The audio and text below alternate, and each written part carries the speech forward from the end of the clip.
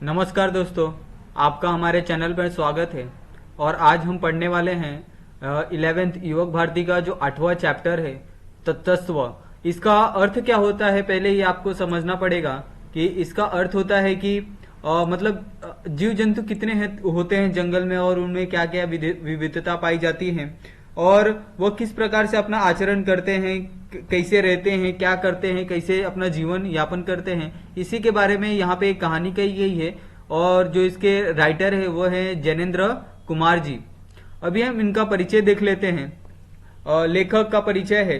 जैनेन्द्र कुमार जी का जन्म 2 जनवरी 1905 को अलीगढ़ उत्तर प्रदेश में हुआ।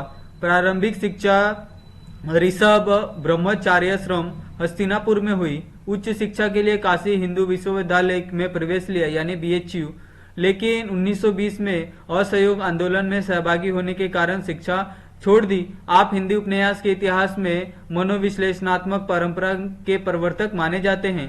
आपकी कहानियां किसी न किसी ऐसे मूल विचार तत्व को जगाती है जो जीवन की समस्याओं की अल्प स्पर्शी गहराई में सोई रहती है। आप पद्म भूषण से सम्मानित है। जैनेन्द्र जी की मृत्यु 1988 में हुई, यानी वो एक कहे तो बहुत ही प्रख्यात कवि के रूप में भी जाने जाते हैं। प्रमुख कृतियां किस प्रकार है? त्यागपत्र, कल्याणी, पाजेब, वातायन, नीलम देश की राजकन्या, पाप और प्रकाश, मेरे भटकाव, ये और वे, साहित्य और संस्कृति आदि उनके कुछ प्रमुख कृतियों में से है। अभी विधा परिचय। कहानी गद्य साहित्य की रोचक तथा अन्यतम विधा मानी जाती है। मानवीय संवेदना की अभिव्यक्ति तथा जीवन के यथार्थ का प्रस्तुतिकरण कहानी में होता है। मनोरंजन के साथ साथ किसी न किसी घटना का चित्रण करना कहानी की विशेषता है। जीवन की विभिन्न समस्याओं और उनके समाधानों को कहानी में उजागर किया जाता है। समाज में व्याप्त कुरीतियों, रूढ़ियों तथा अम्बडरों को समाप्त कर श्रेष्ठ समाज की स्थापना करना कहानियों का उद्देश्य होता है। यानी यहाँ पे ये बताया गया है कि कहानियां कौन कौन सी होती है और उन कहानियों में किन किन विषयों पर चर्चा होती है और वो कहानियां किसके लिए की जाती है और क्यों की जाती है, यहाँ पे वो बताया गया है। अभी पाठ परिचय, यानी इस पाठ के माध्यम से कवि क्या संदेश देना चाहते हैं, ये यहाँ पे प्रस्तुत पाठ प्रतीकात्मक कहानी है। सृष्टि निर्माण के प्रति वन में मौजूद जीव जंतु तथा वनस्पति भी विशिष्ट प्रकृतियों के उदयक है। बुद्धि, शक्ति तथा ज्ञान के अहंकार में चूर मनुष्य स्वयं को सबसे श्रेष्ठ समझता है। प्रस्तुत कहानी के माध्यम से लेखक बताना चाहते हैं कि प्रकृति द्वारा निर्मित पेड़ पौधे, पशु पक्षी, इंसान अपनी अपनी जगह महत्वपूर्ण है। सभी का अस्तित्व इस सृष्टि के लिए अर्थपूर्ण है, पर अंत में सभी को उस सर्वशक्तिमान के अस्तित्व को स्वीकार करना ही पड़ता है। यही सृष्टि का अंतिम सत्य है। यानी इसमें कवि ने किसके बारे में बताया है, यानी जो आजकल मनुष्य का जो ये बढ़ रहा है, क्या बोलते हैं, वृक्षों को काटने का सिलसिला चालू है। जो जितने भी जंगलों में रहने वाले जो जीव जंतु है उनका जो धीरे धीरे नाश हो रहा है, जो धीरे धीरे उनकी संख्या कम हो रही है, इसके बारे में यहाँ पे लेखक ने ये किया है, पॉइंट आउट किया है। अभी हम देख लेते ये कहानी किस प्रकार है। एक गहन वन में 2 शिकारी पहुंचे। वे पुराने शिकारी थे। शिकार की टोह में दूर दूर घूम रहे थे, लेकिन ऐसा घना जंगल उन्हें नहीं मिला था। देखते ही जी में दहशत होती थी। वहां एक बड़े पेड़ की छांव में उन्होंने वास किया और आपस में बातें करने लगे। एक ने कहा, ओ कैसा भयानक जंगल है। दूसरे ने कहा, और कितना घना। कुछ देर बात कर विश्राम करके वे शिकारी आगे बढ़ गए। उनके चले जाने पर पास के शीशम के पेड़ ने बड़ से कहा, बड़ दादा, अभी तुम्हारी छाया में से ये कौन थे, वे कहाँ गए। यानी यहाँ पे जंगलों का जो संवाद है, यानी जंगलों में अगर कोई शिकारी पहुंच जाए या जंगलों को काटने वाला कोई अगर व्यक्ति पहुंच जाए तो जंगलों में ये जंगलों की एक भावना यहाँ पे व्यक्त की गई है कि वो लोग के ऊपर किस प्रकार की आप बीती होती है, वो लोग कैसा महसूस करते हैं। जंगल में जितने जानवर हो गए, पेड़ पौधे हो गए या फिर कोई भी चीज हो गई जंगल की, वो किस प्रकार महसूस करती है अपने उजड़ जाने के या कटने के पहले, ये सब यहाँ पे बताया गया है। उसी प्रकार वो एक पेड़ रहता है शीशम का, वो पेड़ बड़ से कहता है, बड़ यानी कहे तो जो बरगद का पेड़ होता है, उससे पूछता है कि दादा, अभी तुम्हारे नीचे जो आराम कर रहे थे वो कौन थे। बड़ ने कहा, हाँ गए, तुम उन्हें नहीं जानते हो। शीशम ने कहा, नहीं, वे बड़े अजब मालूम होते हैं। कौन थे दादा, पहले कभी यहाँ देखा नहीं उन्हें। दादा ने कहा, जब छोटा था तब इन्हें देखा था। इन्हें आदमी कहते हैं, इनमें पत्ते नहीं होते तना ही तना होता है। देखा वे चलते कैसे हैं, अपने तने की दो शाखाओं पर ही चलते रहते हैं। यानी जो पेड़ है वो किस प्रकार सोच रहा है, यानी वो अपने हिसाब से सोच रहा है कि मनुष्य को देखकर भी वो कैसा महसूस कर रहा है कि नहीं ये हमारे जैसे ही व्यक्ति है, इनमें पत्ते नहीं है, परंतु इनके जो पैर और दो हाथ है वो उनको क्या समझ रहा है, जड़ समझ रहा है। यानी जिस प्रकार पेड़ पौधों के जड़ निकलते हैं और उन्हीं के सहारे वे टिके हुए होते हैं, वही वहां पे कहता है कि ये लोग जड़ के माध्यम से चल रहे हैं। इनकी जो दो शाखाएं हैं यानी दो पैर है, इनके माध्यम से वह चल रहे हैं। शीशम ने कहा ये लोग इतने ही ओछे रहते हैं, ऊंचे नहीं उठते क्यों दादा? दादा ने कहा हाँ, हमारी तुम्हारी तरह इनमें जड़ें नहीं होती, बड़े तो कहाँ पर, इसमें से वे इधर उधर चलते रहते हैं, ऊपर की ओर बढ़ना उन्हें नहीं आता, बिना जड़ न जाने वे जीते किस तरह है। यानी वो अपने तरह से सोच रहा था कि हम लोग तो जड़ हैं, तो हम लोग को क्या चाहिए, जड़ जो नीचे अगर जितना जमीन में जाएगा, जितना विशाल होगा, उतना ही वो पेड़ बढ़ेगा। परंतु आदमियों में ऐसा नहीं है। वो सोच रहे थे कि ये लोग बढ़ते कैसे हैं और ये इतने छोटे क्यों हैं, इतने ओछ क्यों हैं। इतने में बबूल, जिसमें हवा साफ छनकर निकल जाती थी, रुकती नहीं थी और जिसके तन पर कांटे थे, बोला दादा ओ दादा, तुमने बहुत दिन देखे हैं, ये बताओ कि किसी वन को भी देखा है? ये आदमी किसी भयानक वन की बात कर रहे थे। तुमने उस भयावने वन को देखा है? शीशम ने कहा दादा हाँ, सुना तो है मैंने भी। वह वन क्या होता है? बड़ दादा ने कहा सच पूछो तो भाई, इतनी उम्र हुई है, उस भयावने वन को तो मैंने भी नहीं देखा है। सभी जानवर मैंने देखा है, शेर, चीता, भालू, हाथी, भेड़िया, पर वन नामक जानवर को मैंने अब तक नहीं देखा है। एक ने कहा मालूम होता है वह शेर चीतों से भी डरावना होता है।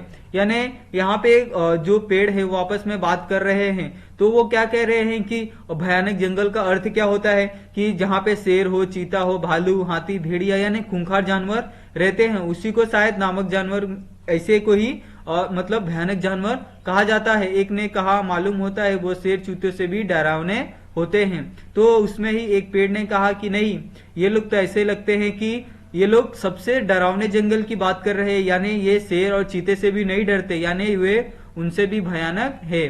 बड़ दादा ने कहा डरावना जाने तुम किसे कहते हो, हमारी तो सबसे प्रीति है। बबुल ने कहा दादा प्रीति की बात नहीं है, मैं तो अपने पास कांटे रखता हूँ, पर वे आदमी वन को भयानक बताते हैं। जरूर वह चीतों से बढ़कर होगा दादा, सो तो होता ही होगा। आदमी एक टूटी सी टहनी से आग की लपट छोड़ कर शेर चीतों को मार देता है, उन्हें ऐसे मरते अपने सामने हमने देखा है, पर वन की लाश हमने नहीं देखी है। वह जरूर कोई बड़ा खौफनाक होगा। इस तरह इनमें बातें होने लगी। वन को उनसे से कोई नहीं जानता था। आसपास के पेड़, साल, सेमर, सीरम उन बातचीत में हिस्सा लेने लगे। यहाँ पे आपको ये समझना पड़ेगा कि साल का अर्थ क्या होता है। जो शीशम का पेड़ होता है, सेमर यानी एक कहे तो जिसपे पेड़ के ऊपर बहुत सारे कांटे रहते हैं, गोल गोल, पूरा नीचे जड़ से लेकर पूरा हर ब्रांचेस तक उसमें कांटे होते हैं। सीरम उस बातचीत में हिस्सा लेने लगे। वन को कोई मानना नहीं चाहता था, किसी को उसका कुछ पता नहीं था, पर उसका डर सबको था। इतने में पास ही जो बांस खड़ा था वह जोर से हवा पर खड़खड़ करने लगता था। उसने अपनी जगह से ही सीटी सी आवाज देकर कहा मुझे बताओ क्या बात है, मैं पौला हूँ, मैं बहुत जानता हूँ। यानी जो बांस था उसमें जंगलों में, वो कहता है कि मुझे थोड़ी ज्यादा जानकारी है तुम लोगों से, क्योंकि मैं तुमसे बड़ा भी हूँ और बहुत दूर तक इधर उधर देख भी सकता हूँ। तुम बताओ कि क्या बात है, मैं बहुत कुछ जानता हूँ। बड़ दादा ने गंभीर वाणी में कहा तुम तीखा बोलते हो, बात यह है कि बताओ तुमने वन देखा है, हम लोग सब जानना चाहते हैं। बांस ने रीति आवाज से कहा मालूम होता है हवा मेरे भीतर के रिक्त में वन वन वन की कहती हुई घूमती रहती है, पर ठहरती नहीं है। बड़ ने कहा वंश बाबू तुम घने नहीं हो, सीधे ही सीधे हो, कुछ भरे होते तो झुकना जानते। यानी जिस प्रकार बाकी सब पेड़ होते हैं उस प्रकार बांस की, आपने बांस का पेड़ देखा होगा, बांस का पेड़ कैसे एकदम सीधा होता है, उसमें ज्यादा पत्तियां नहीं होती, वो सीधा बढ़ता ही चला जाता है। परंतु जो बाकी सब वृक्ष होते हैं उनकी शाखाएं क्या चारों तरफ फैलती है और बहुत ही विशालकाय हो जाते हैं, जिन कारण वह झुक जाते हैं, परंतु बांस का ऐसा नहीं है। बड़ दादा ने उधर से आंखें हटाकर फिर और लोगों से कहा कि हम सबको घास से इस विषय में पूछना चाहिए, यानी जो जमीन पे उगती है घास इससे पूछना चाहिए। उनकी पहुंच सब कहीं है, यानी हर जगह घास उगती है, इसीलिए अगर उनसे पूछा जाए तो वो लोग शायद बता दे कि ये लोग कौन है और किस भयानक जंगल की बात कर रहे हैं। वह कितनी व्याप्त है और ऐसी बिछी रहती है कि किसी को उसमें शिकायत नहीं होती। तब सबने घास से पूछा, तू वन को जानती है? घास ने कहा, नहीं तो दादा, मैं उन्हें नहीं जानती। लोगों की जड़ों को ही मैं जानती हूँ, उनके फल मुझ में ऊंचे रहते हैं। पद तल के स्पर्श से सबका परिचय मुझे मिलता है। जब मेरे सिर पर चोट ज्यादा पड़ती है, समझती हूँ यह ताकत का प्रमाण है। धीमे कदम से मालूम होता है यह कोई दुखियारा जा रहा है।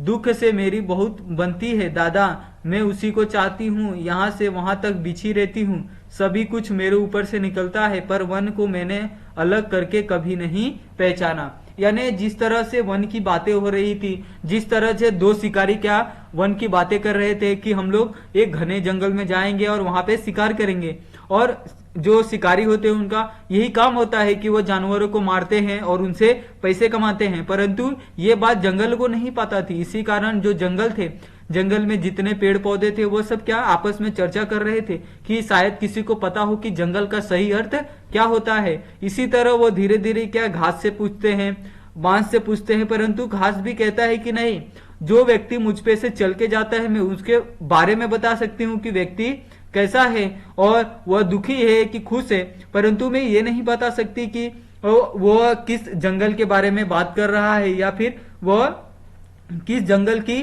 और जा रहा है, ये मैं नहीं पहचान सकती। दादा ने कहा, तुम कुछ नहीं बतला सकती? घास ने कहा, मैं बेचारी क्या बतला सकती हूँ दादा। तब बड़ी कठिनाई हुई। बुद्धिमती घास ने जवाब दे दिया, वाग्मी वंश बाबू भी कुछ न बता सके और बड़ दादा स्वयं अत्यंत जिज्ञासु थे। किसी भी समझ में नहीं आया कि वन नाम से भयानक जंतु को कहां से कैसे जाना जाए। इतने में पशुराज सिंह वहां आए। बड़ दादा ने पुकार कर कहा, ओ सिंह भाई, तुम बड़े पराक्रमी हो, जाने कहां कहां छापा मारते हो, एक बात तो बताओ भाई। शेर ने पानी पीकर गबरे से ऊपर को देखा, दहाड़कर कहा, कहो क्या कहते हो। फिर इसी में क्या वहां पे एक जानवर आया जिसे मतलब सिंह आया, यानी जो बाघ आया। फिर ये बाघ से भी उन्होंने यही सवाल पूछा कि आप क्या जंगल को जानते हैं जहाँ पे भयानक जंतु ये सब रहते हैं, क्या आप उसे जानते हैं? तो बाघ ने कहा कि क्या तुम क्या कहते हो, कहो। बड़ दादा ने कहा, हमने सुना है कि कोई वन होता है जो यहाँ आसपास है और बड़ा भयानक है। हम तो समझते हैं कि तुम सबको जीत चुके हो। उस वन से कभी तुम्हारा मुकाबला हुआ है? बताओ वह कैसा होता है। शेर ने दहाड़कर कहा, लाओ सामने वह वन, जो भी है उसे फाड़ चीरकर मैं रख दूंगा।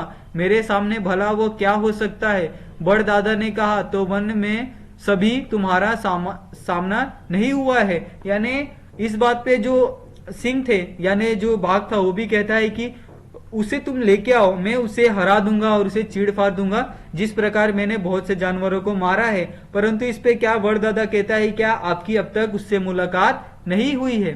तो इस पे शेर ने कहा कि सामना होता तो क्या वह जीता बच सकता था? मैं अभी दहाड़ देता हूँ, तो अगर वन तो आए, वह सामने खुलो चुनौती है, यह वह है या मैं हूँ। ऐसा कहकर उस वीर सिंह ने वह तुमुल घोर गर्जना किया कि दिशाएं कांपने लगी। बड़ दादा ने देह के पत्र खड़ खड़ करने लगे।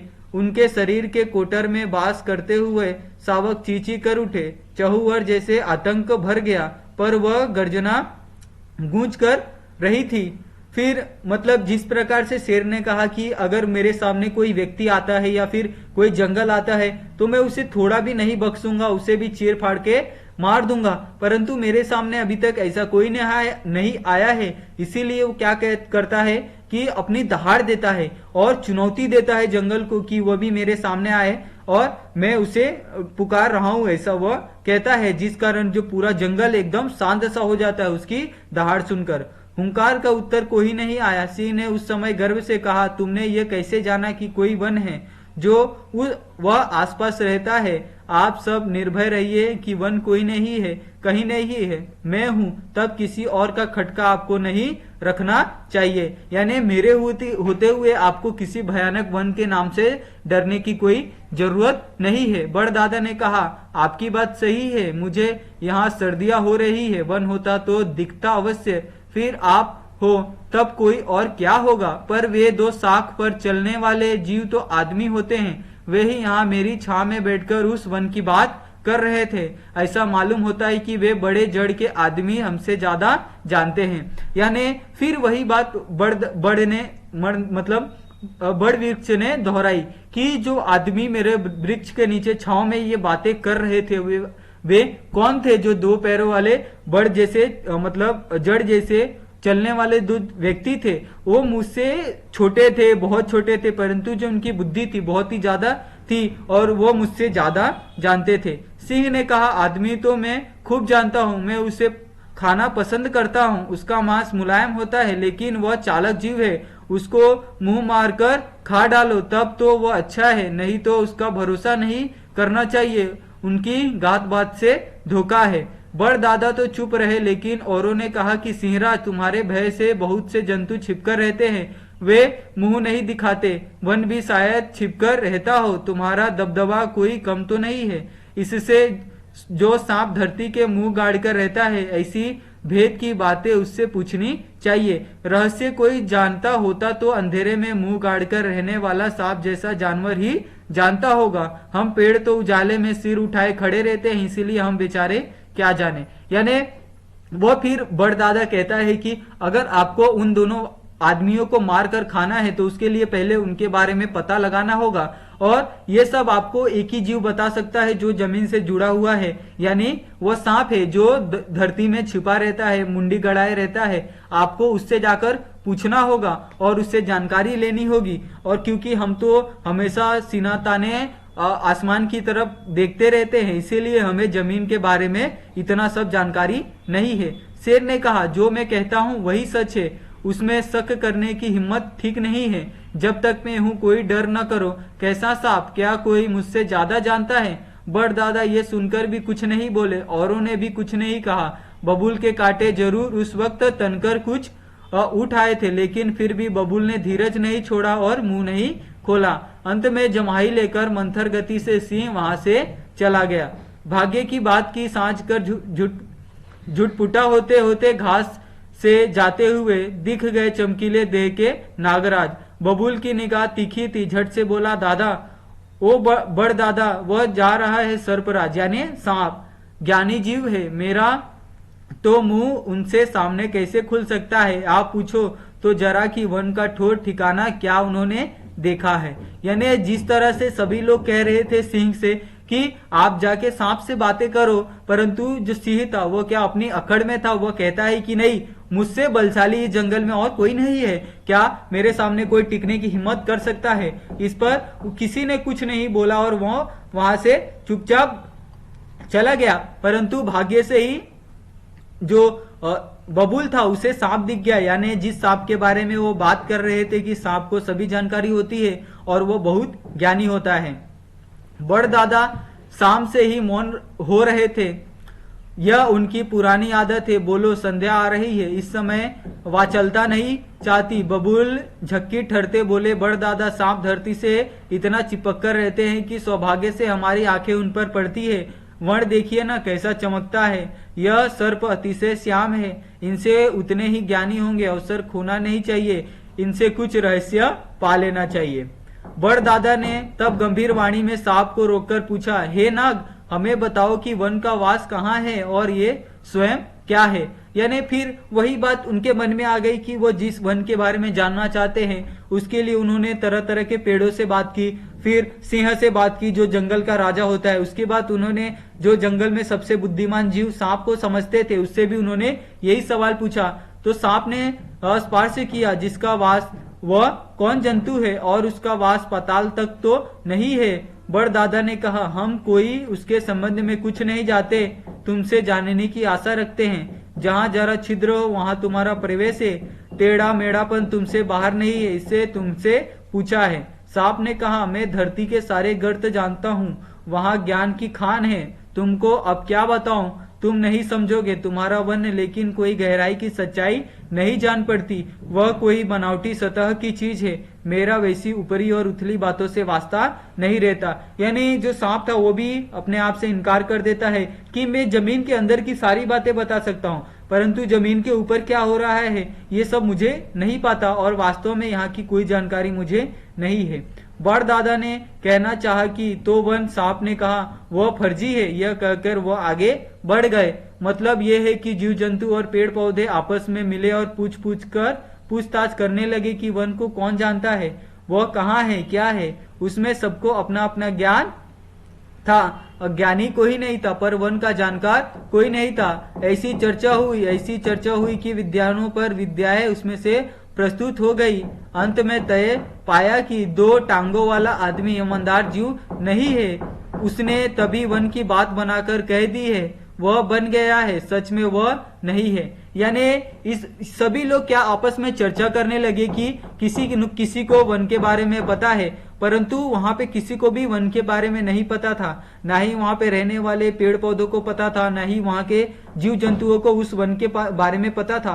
तो सभी लोग क्या आपस में चर्चा करके ये विचार करने लगे कि शायद उन्होंने हमें मूर्ख बनाया है और उन्हें भी ये सब नहीं पता है। ये सब वह कहने लगे। उस निश्चय के समय बड़दादा ने कहा, भाइयों उन आदमियों को फिर आने दो। इस बार साफ साफ उनसे पूछना कि बताएं वन क्या है। बताए तो बताए, नहीं तो खामखा झूठ बोलना छोड़ दे। लेकिन उनसे पूछने से पहले उन वन से दुश्मनी ठानना हमारे लिए ठीक नहीं है। यह भयावना सुनते हैं, जाने वो और क्या हो। लेकिन बड़दादा की वहां विशेष चली नहीं। जवानों ने कहा कि ये बुढ़े हैं, उनसे मन में तो डर बैठा है और जंगल के न होने का फैसला पास हो गया है।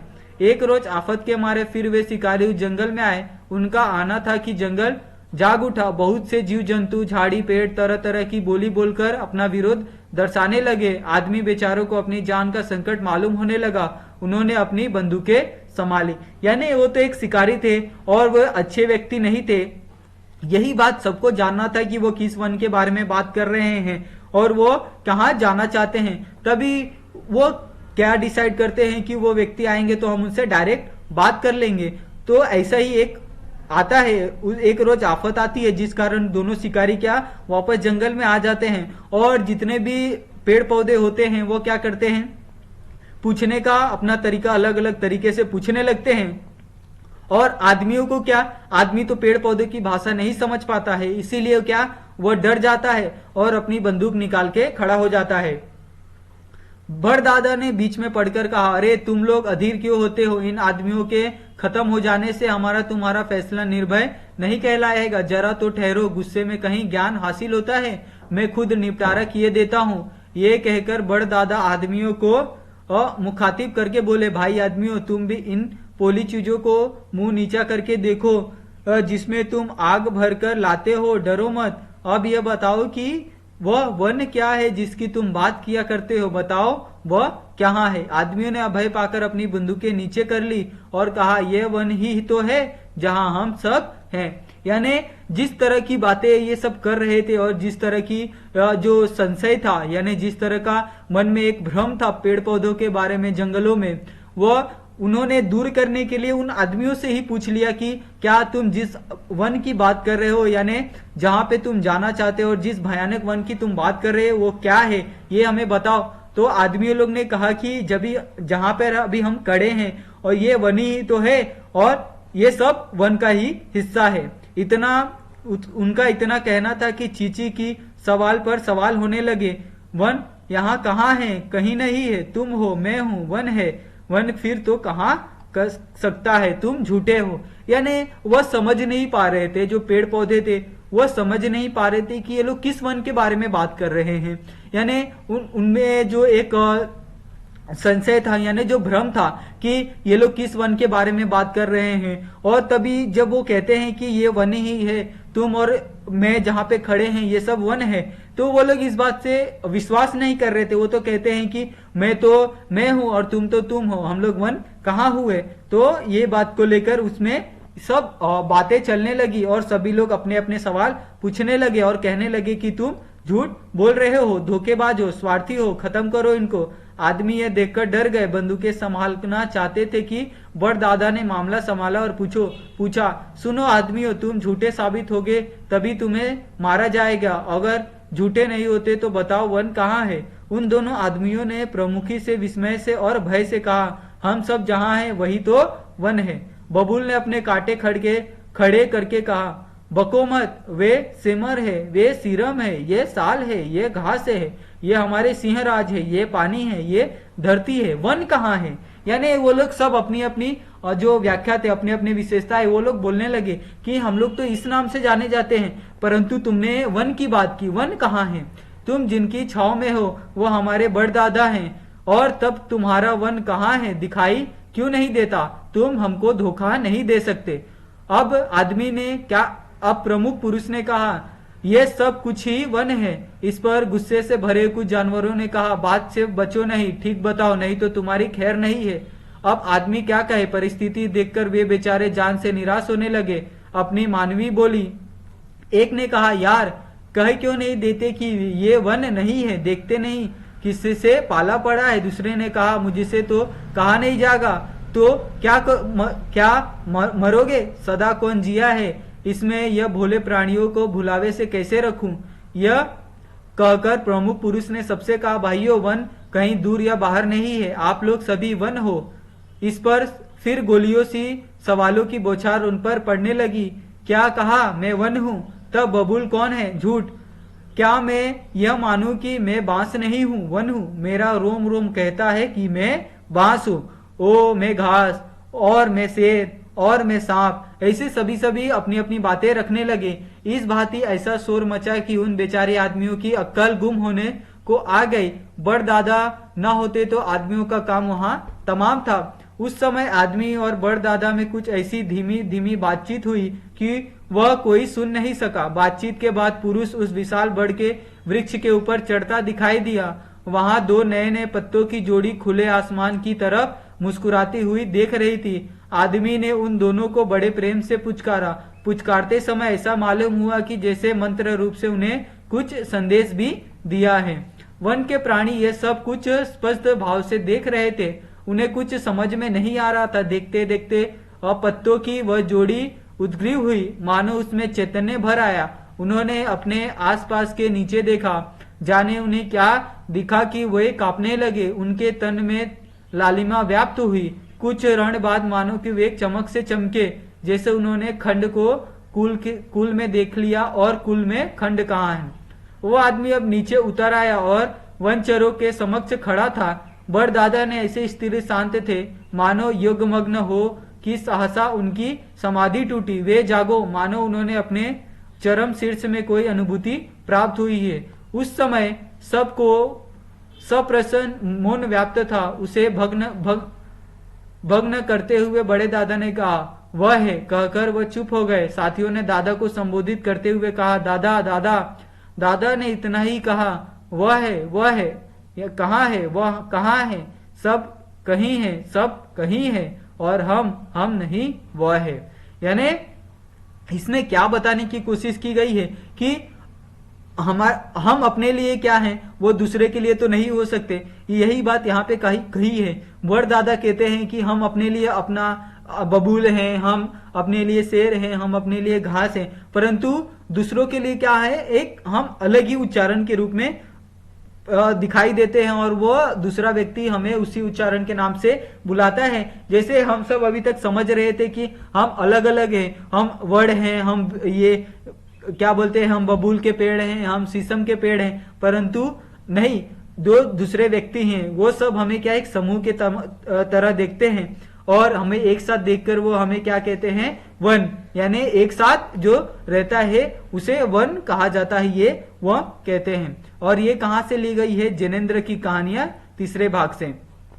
इसमें कुछ शब्दार्थ है, जैसे ततस्व वही सत्य है, सेमर यानी साल्ममली, सीरम यानी सिरीस, वाग्मी यानी बातुनी बहुत बोलने वाला, तुमुल यानी घमासान, मंथर यानी धीरे धीरे, झक्की यानी सन की, गर्त यानी गड्ढा, उद्ग्रीव यानी जिसकी गर्दन ऊंची उठी हुई हो, और चरम शीर्ष यानी उच्चतम।